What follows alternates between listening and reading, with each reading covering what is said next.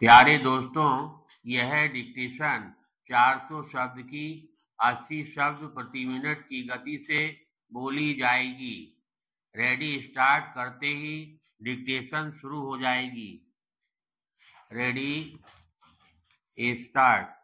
उपाध्यक्ष महोदय, आज देश के अंदर विधि और व्यवस्था की जो हालत है और जिस कारण से सदन चिंतित है, उस विषय पर मैं बोलने के लिए खड़ा हुआ हूँ।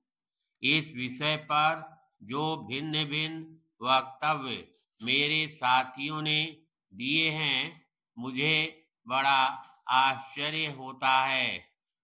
आज यह प्रश्न गंभीरता के साथ सदन में रखा गया है।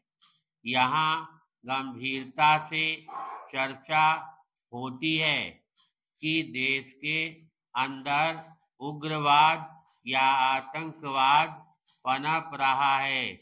इसके पीछे मुख्य कारण गरीबी है, शोषण है, भूखमरी है।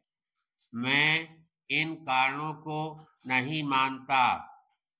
मैं जिस क्षेत्र से चुनकर आता हूँ, उत्तर प्रदेश के अंदर या सारे देश के अंदर ऐसे बहुत से क्षेत्र हैं कि आर्थिक दृष्टि से इतने पिछड़े हैं, इतने गरीब हैं, इतनी वहाँ भूखमरी है और विकास का काम भी 55 वर्षों में वहाँ कुछ नहीं हुआ है।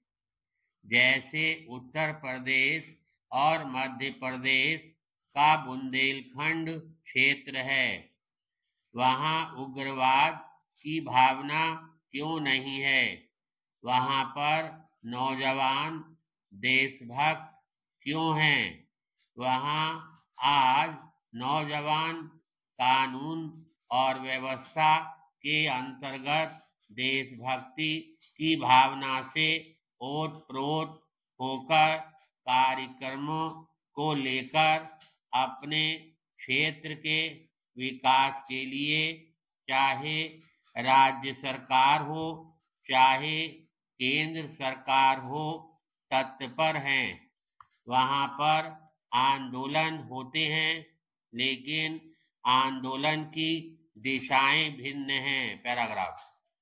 आज जो देश के अंदर आतंकवाद पनप रहा है, उसके कारणों को जाना जाए। मुझे छोटी सी बात याद आती है। मैं उस परिप्रेक्ष्य में नहीं जाऊंगा। घर में आग लगी घर के चिराग से। आतंकवाद अगर पैदा हुआ है तो वह सदन में बैठने वाले राजनीतिज्ञों द्वारा पैदा हुआ है, बड़े बड़े नेताओं द्वारा पैदा हुआ है। और यही कारण है कि आज हिंदुस्तान के अंदर आतंकवाद पनप रहा है।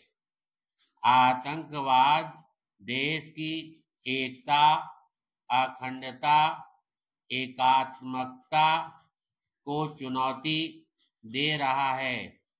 एक प्रश्न बनकर खड़ा हो गया है। आज इस देश के सामने सबसे बड़ी आतंकवाद की चुनौती है। यही चुनौती है कि देश की एकता और अखंडता की।